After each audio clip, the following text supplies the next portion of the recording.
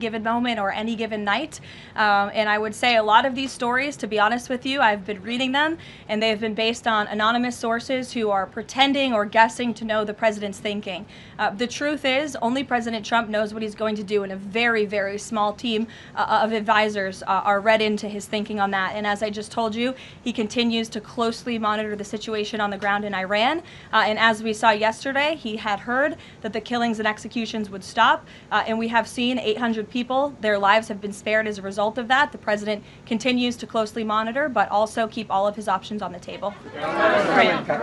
Karoline, two separate questions. Sure. On the Machado meeting first, what is it that the president feels that he needs to hear from her or from the opposition party that he hadn't heard prior to today, or he wanted to hear in the meeting, to be able to convince him to commit to some sort of a timeline for elections? I'm not sure the president is going into such the meeting with expectations like you just laid out, Fran. I don't think he needs to hear anything from Ms. Machado. I think generally this is a meeting that the president was willing to take and willing to accept, to meet Ms. Machado in person and to just have a frank and positive discussion about what's taking place in Venezuela. That's all. And on the subject of Greenland, Jeff Landry, the president's special envoy for Greenland, wasn't in the White House meeting yesterday. Can you say why that was and what exactly the role he is playing in these conversations about acquiring Greenland? Well, the Vice President and the Secretary of State were present for that meeting, and the meeting, it was a productive meeting.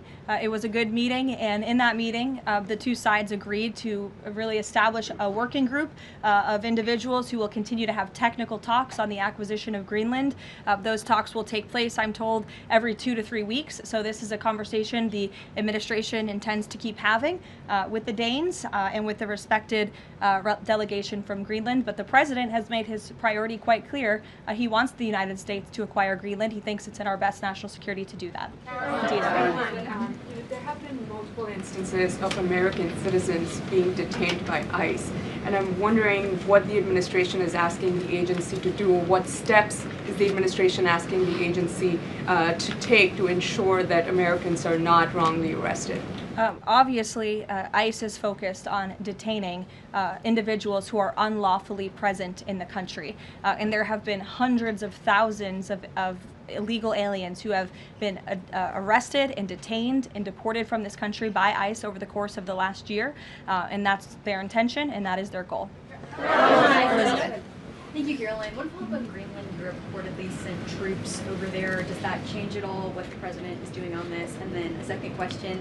Yesterday, in a Senate help hearing, Senator Josh Hawley repeatedly asked a doctor if men can get pregnant, and she did not directly answer that. What are your thoughts on that? Well, to your first question on Greenland, I don't think troops in Europe impact the president's decision-making process, nor does it impact his goal of the acquisition of Greenland at all. To your second question, I mean, anyone in their right mind with common sense who's speaking honestly and candidly will say that men cannot get pregnant. And I think I can attest to that myself. So thank you all very much.